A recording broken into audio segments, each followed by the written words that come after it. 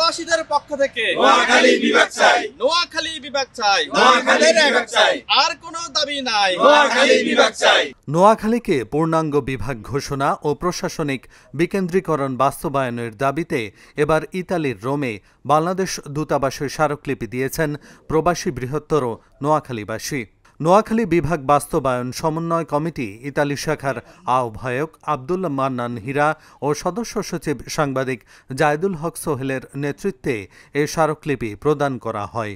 দূতাবাসের পক্ষ থেকে স্মারকলিপি গ্রহণ করেন প্রথম সচিব আসিফ আনাম সিদ্দিকী ও প্রথম সচিব মারজুক ইসলাম। প্রবাসীরা বলেন, নোয়াখালী অর্থনীতি, শিক্ষা, স্বাস্থ্য, কৃষি ও যোগাযোগ খাতে গুরুত্বপূর্ণ ভূমিকা রাখছে।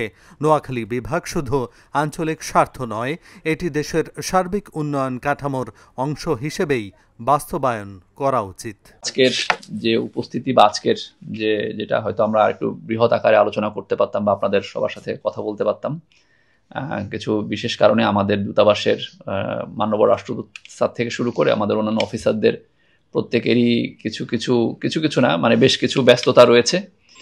আপনাদের দাবিটা এখানে রিসিভ করে নিচ্ছি। বিভাগ বাস্তবায়ন সমন্বয় কমিটি ইতালির পক্ষ থেকে আজকে আমরা রোম দূতাবাসে স্মারকলিপি দিয়েছি। আশা করব আমাদের এই দাবিটা, বৈধ দাবিটা বাস্তবায়ন হবে। বাশা শহীদ আব্দুল সালাম এবং বিশিষ্ট রুহুল আমিনের সহ বৃহত্তর নোয়াখালী, আমরা এই বৃহত্তর নোয়াখালী দীর্ঘদিনের একটা দাবি ছিল আমাদের বিভাগ চাই। সেই দাবি আমরা দীর্ঘদিন করে আসতেছি। এটা আমাদের বাংলাদেশে ছিল এই দাবিটি। এখন আমরা প্রবাসী যারা আছে আমরা সেই দাবির সাথে একতা প্রকাশ করতেছি। আমরা চাই বাংলাদেশ সরকার অতি দ্রুত আমাদের এই দাবিটি মেনে নিবে। বৃহত্তর নোয়াখালীবাসীর প্রাণের দাবি নোয়াখালী বিভাগ চাই। এটা আমাদের দীর্ঘদিনের আশা এবং প্রতীক্ষা। আমরা আশা করি নোয়াখালী বিভাগ হবে।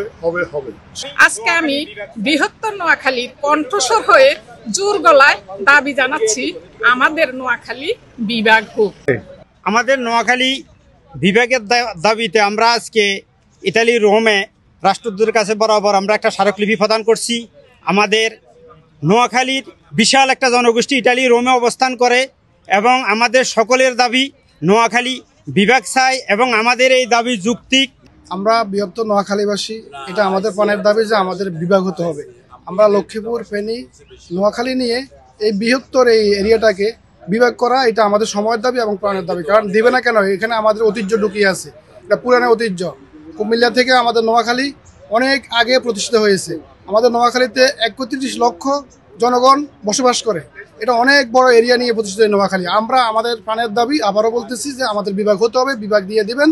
আমরা বিভাগের আন্দোলন করে যাচ্ছি। আমরা আজকে মাননীয় রাষ্ট্রদূতের কাছে আমরা স্মারকলিপি প্রদান করার জন্য এসেছি।